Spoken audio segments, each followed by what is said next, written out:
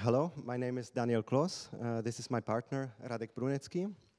You might know him from the work he's done in visualization and architecture photography, and maybe you know me from the column I write for the magazine Werkbauen und Wohnen. A couple of years ago, we formed the architecture office Klosbrunecký. We are situated in Zurich, as well as in the city of Brno in the Czech Republic. So when it comes to Swiss architecture, and actually architecture in general, we might be in a bit of an awkward position of being insiders and outsiders at the same time. This is a snapshot of a new street facade somewhere in Zurich North, a very random, everyday site, maybe on the way to work. Nevertheless, it captures a certain idea that interests us. In real experiences, architecture is rarely a finished masterpiece building.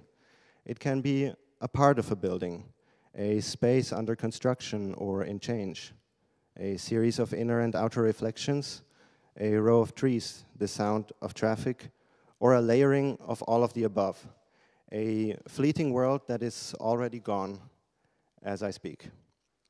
Architecture is the change of spaces through time. Now, the bus station in Aarau by Vehovar-Jauslin can exemplify these ideas further. To explain that, we must talk about something else first. For quite some time now, architecture has been obsessed with the idea of context. We do not challenge this idea, but we would like to add to it. Each building is not only built in a specific, unique place, but it's also built in a unique point in time. In this sense, architecture is not permanence, it is change. In technology, in design methods, in things that interest us as architects as well as users. Here, in a stark contrast to the pre-existing, the new structure enriches the context through difference and develops its identity further along the timeline. We like things that could not have been done, say, 2 generations ago. That is not to say that we disrespect history. It's quite the contrary. We are inspired by it. But if we merely preserve or imitate the old, we give up the awesome chance to make our own contribution, to design our own time, with the methods of today, for the needs of today, and with the dreams of today. Architecture is a constant change. So how do we do this? In our practice, we ask ourselves with each new task, what is this really about? We do this again and again until we find the specific potential in every new task.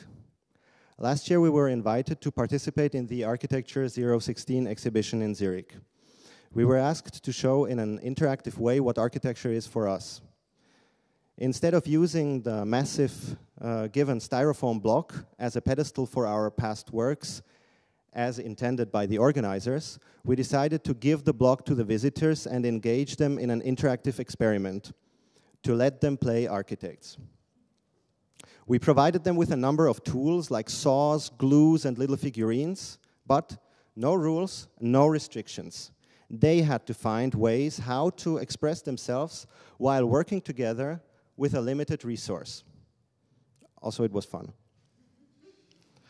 We took a conscious risk in not knowing what exactly the outcome would be. Instead of designing clean and beautiful objects for eternity, we took up the role of organizers and designers of a series of events. Architecture as a story of a collective, creative process. And we are far away from the times when great architects sat in their offices receiving clients who would beg them for instructions on how they should live. We cannot plan cities in a mechanistic way, determining where people should go and what they should do.